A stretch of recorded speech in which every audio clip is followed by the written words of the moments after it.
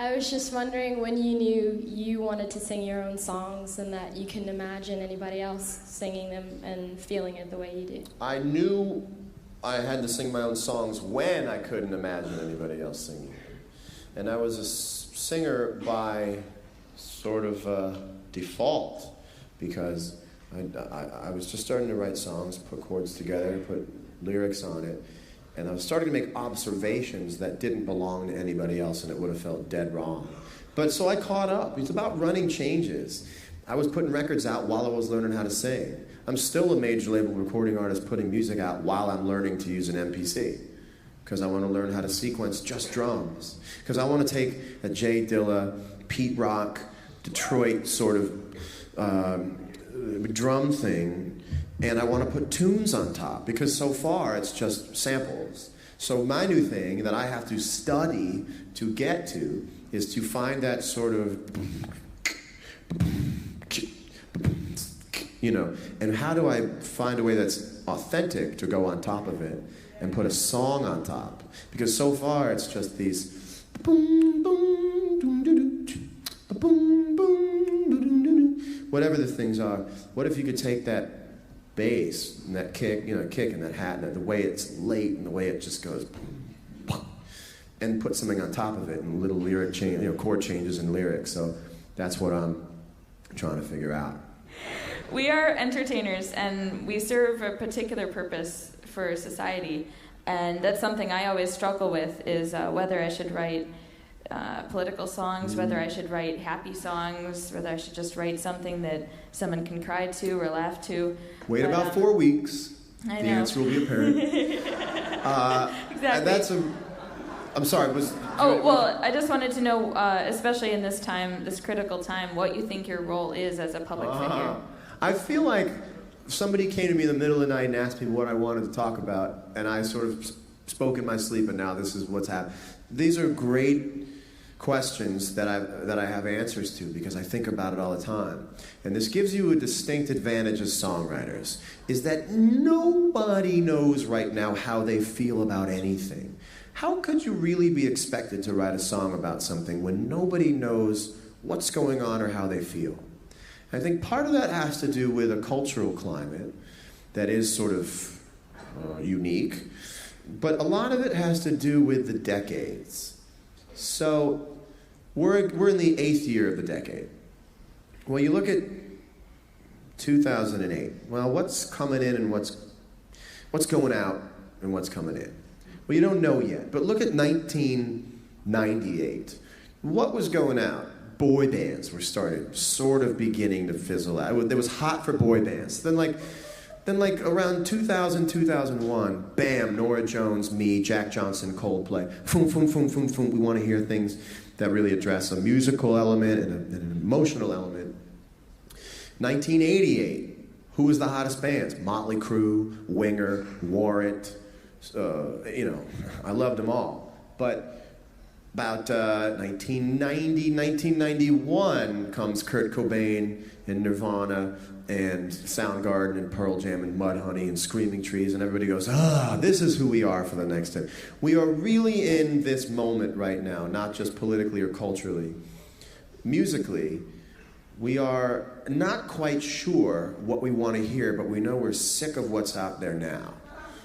So you have this unbelievable ability that you don't normally get to figure out who you're going to be and how you're going to change the game. Because when I came out in 2001, and Dave Matthews Band and David Gray had made it, but when I came out in 2001, 2002 and 2003, if you were a male singer-songwriter, you were in the door. You were getting signed.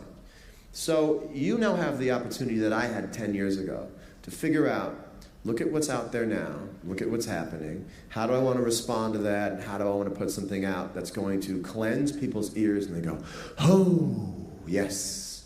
And I think it's going to come back to some sort of real supreme sort of dignity and authenticity. And I think it depends on, I don't want to say it depends on who wins the election, but I think it depends on how people feel about the next 4 years. And I think that people aren't, everything is on hold. How to feel, how to react. So people are in a real funny place right now. And I think if you could write a song about that, Imagine attacking that right now, putting a song out about, I don't know what I feel. All I know is I'm not quite scared, but I'm not quite excited, and I'm just sitting on my hands. Everybody's just sitting on their hands, so how could you be expected to write a song that connect to people when people are sort of disconnected at the moment? But it's wide open for you. You know, it's wide open, and I think that's exciting. I just finished a CD, and I'm just getting, ready to launch, I guess, like the marketing campaign to get the music out there. And what year in Berklee are you? This is my last semester. So, okay, good. Yeah, so finished it. Now, as a starting artist, when you first started, what did you find to very, very helpful to market your music, to get it out there, besides the obvious stuff like MySpace, Facebook? Good songs. Good songs. Good songs. That's it. That's it. Good songs. I promise. Right. I promise. You get on stage and you play a good song. Like, I mean a good song. Not a song that technically has all its body parts, but I mean a banging song, a song. You will have people waiting outside the door. Some of them may have business cards. Some of them may just have bad weeks. They just want to talk to you. A good song will connect all of the time. And that's the difference between somebody coming up to you at Berklee, if you play a good melody, you play a good solo, you're in a good ensemble, in a good calf show, and somebody comes up and they go, hey, come here. That was great, man, that was great. So, man, we could get together and play sometime. What was that thing you were doing? What was it? Will you show me that? That's all very predatory. They're taking. Whether they want to take a little bit and just play with you or take it all and just play what you've got and send you home. It's very predatory. And something happens when you play a good song for people who aren't musicians. And they come up to you and they go, thank you. Thank you so much. My dad just died, or I just had... They will open their hearts to you right in front of you. And you're still sweating and drinking a Gatorade, and they're going, my dad had a stroke, and I don't even know what to do. But listen, that song, and they'll give you a hug. That's a hell of a lot better than, was that a Mixolydian?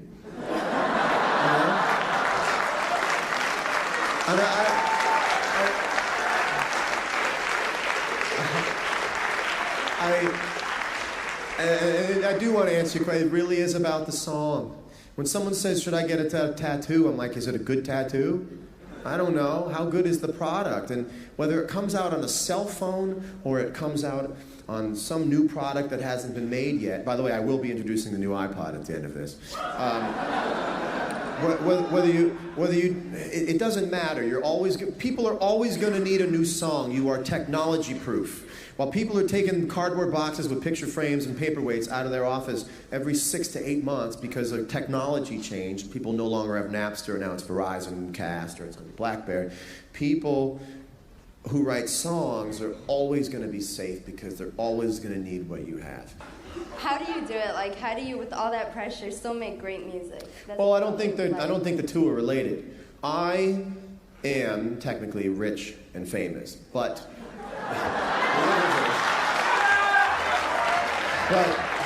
what I have and what Berklee's given me and what practice and dedication has given me is that fact that I am not rich from being famous. And I think that's a huge distinction. When you're rich from being famous, you are theirs. You are a slave to that thing. That's where you go, I love myself some vodka here at Pure Nightclub for the next 20 minutes, and I pick up my check, you know. My musical experience, my musical life has never intersected with this sort of public application of media and press and stuff.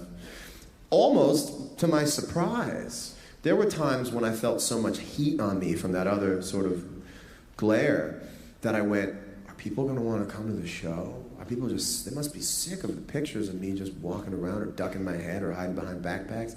It's got to be over. It's got to be over. And I would go on tour, and there'd be 25,000 people in Houston and not a single mention of it. And I'll also tell you this, in terms of media, I went through an experience that killed my superego, murdered it dead, stabbed 47 times. John Mayer, as in John Mayer's concept of John Mayer, is dead. Dead. And I miss it, because it was fun to be like, I'm pretty much the shit. But what was that? What was that image? What did that feel? What did I get out of that? I got the sensation of people thinking I was cool. But who's to say that even the sensation of people thinking I was cool was real? I just meant I went to blogs that where people said, oh, I like this guy, and I shut it off, and I go, hey, people like me. Or you go to a blog and they go, this guy's a douchebag, and you go, oh, God, I'm a douchebag. None of it ever really mattered. None of it ever really mattered. And I have this new saying, if it happened on the internet, it didn't happen. The internet's just the internet. You don't go somewhere on the internet. Hey, go here on the internet.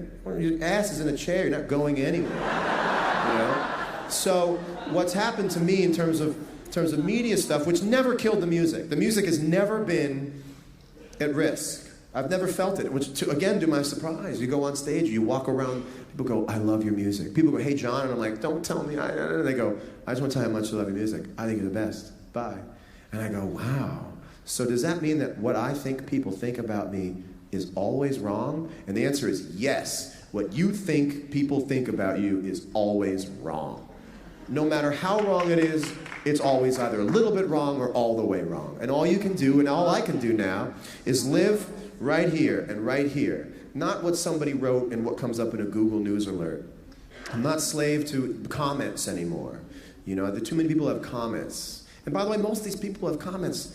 If I ever went to their house with some sort of tracking device on what their IP number was, and I'm like, the door would open up and I'd be expecting to see something out there like this. Oh, hey, what are you, 9? So I heard that you said that I was a douchebag. Oh, you want me to sign that for you?